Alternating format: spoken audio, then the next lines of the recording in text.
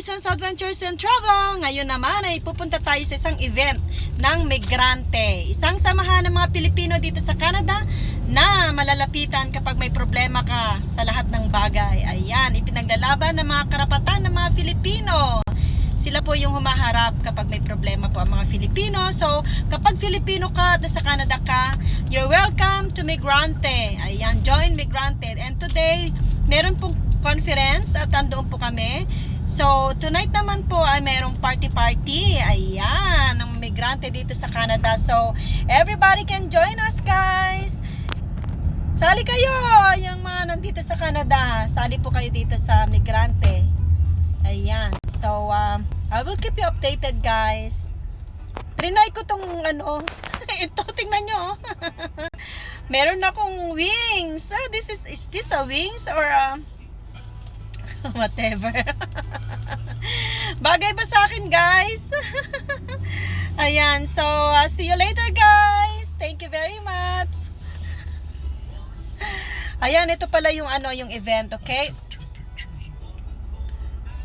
No, I don't think it was Yeah. that. It's just Ang event ngayon ay meron daw more than 30 delegates representing 19 member organizations. Ayan, from across Canada. Wow, ang dami, guys. So, maraming mga speaker for today. So, let's watch, guys. See you later ulit. An honor to bring greetings on behalf of Women for Rights and Empowerment. Migrant Alberta has been an important part of shaping our outlook at Women for Rights and Empowerment by keeping the concerns of migrant workers in focus. Thank you. Your organization has also been an example for how to mobilize with 10 years of struggle and work to educate, organize, and mobilize migrant workers and to share your concerns, work out solutions, and fight for your rights collectively. I look forward to hearing reports from other migrant chapters across Canada and getting to know more Kasama. The difficult and dangerous and unjust situation of migrant workers in Canada showed itself more clearly than ever during the pandemic. And it has been more clear that status for all is not only a just cause, but also one that is necessary for the well-being of the entire society. We must never forget that we are one working class.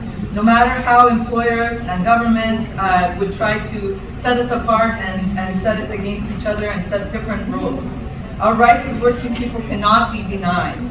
We are the only force capable of leading the society into a better future, and we do that by collectively asserting our rights as workers, as women, our cultural, land and treaty rights, and many more.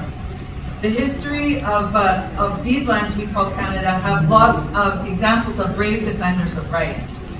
In my own life, I've had the great honor of working with many such women, Indigenous women who are fighting for their cultural and land rights and for the right to be free from violence, union women who gather up the voices of their talents, their co-workers, and sisters and brothers in the labor movement. And many Filipino women who are certainly some of the most inspiring people in those struggles. I've learned from these sisters over the years, and it's nice to see some familiar faces from Vancouver. I met Erie years ago, and it's nice to see those folks here today. So I've learned from some of those sisters and brothers in the history of the struggle in the Philippines. From the fight to throw off Spanish colonialism and the ideas of womanhood that it imposed, as well as the ongoing American economic, cultural, and military imperialism.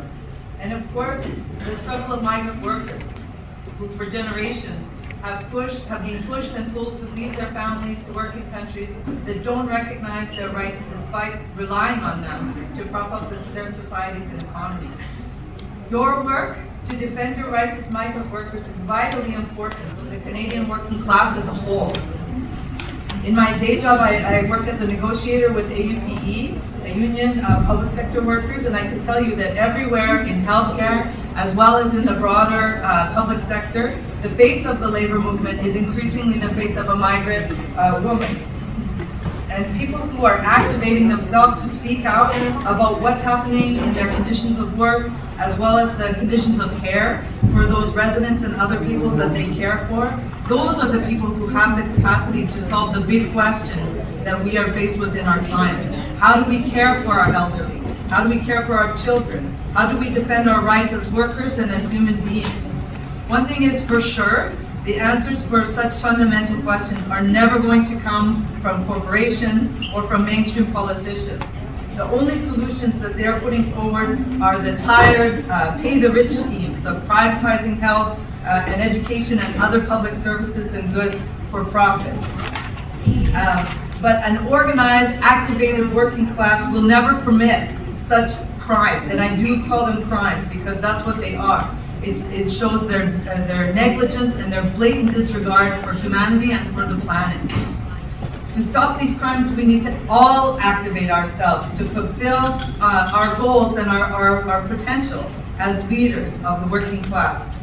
We must rewrite the balance that has tipped so grotesquely in favor of a parasitic few. So no pressure. I know that's what you're here to do. And the kind of leadership that I'm talking about is not always bold and dramatic, although it certainly can be. It's made up of countless small acts, talking to each other, listening to each other, feeding and eating together, listening and working together, sharing songs like we will do tonight, and other many, many more acts of solidarity that we do by calling each other ate, kuya, kasama. As you build your organization and in the coming days and months, as you work out your program, I know you have a full program, so I want to let you get onto it, and I look forward to working with you throughout the day. So I'm proud to say, Maki Baka, Migrante Mabuhay.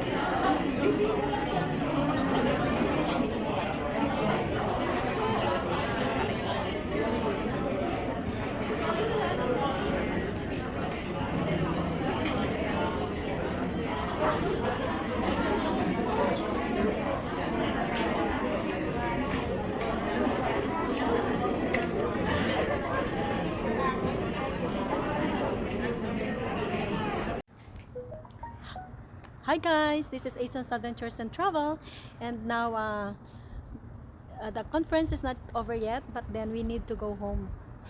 Okay. We're in Lobat. Okay, so this is Andre Vachon. And this is Corazon Vachon. And this is the Providence Renewal Center. And they were kind enough to give accommodation to Migrante Canada and Migrante Alberta for their conference. It'll be a social evening tonight. It's going to be a cultural presentation. I'm looking forward to that. Yeah. Okay guys, so again, thank you very much for supporting Ason's Adventures and Travel. Please click the bell so that you will be notified every time I have a new video. Thank you very much guys. Bye for now. Ayan guys, so pauwi na kami pero ang convention, meron pa sanang lunch pero hindi na kami nakapag-lunch. But we will be back tonight dahil meron pong extended conventions. At marami pa pong guest speakers from different provinces here in Canada. And I just learned so many things about what's happening in the Philippines because I don't have Filipino channel on my television. So I just learned so many things about how the government is this, like that, and everything. So it's time for me to be enlightened too of what's happening. And this video guys that I am uploading, I hope you will gonna watch so that you know what's going on about the immigrants and about the Filipino workers overseas, on what troubles they got overseas. And it's good to know that the Migrante Canada and other organizations in Canada or in other countries being helpful to them. Ayan guys, am I right? Yeah, can I say something? Yeah. So, the issue, the fundamental issue is one of forced migration. Like, given the choice, the great majority of Filipinos would stay home and have a happy, prosperous life there, but they find themselves forced to rip themselves away from their country, so often from their families, from their own children, from their own parents, and it's not a question of choice, and that's the issue that has to be dealt with, and it's not being dealt with. Well, much work will have to be done in order for that problem to be addressed properly, in my opinion. Right? Well, that's the situation at this time. They're blaming the pandemic for the slow pace of the process, of granting visas and citizenship. But like our friend Peggy Morton says, what's the problem? Why is it so slow? No immigrants have been allowed into Canada because of the pandemic, so that should give them a lot of extra time to deal with it. But everything is in slow motion right now. It takes what should take 3 or 4 months is taking over 2 years sometimes. Yeah. It's not right. It's a violation of your rights, whichever way you look at it. And it's just good that they have an excuse, like the COVID-19 That's has right. been the excuse, right, guys? Convenient for them. Yeah. So I hope you will gonna watch my video, and so you will learn more about what's happening all over the world about the immigrants, guys. And thank you for watching. God bless.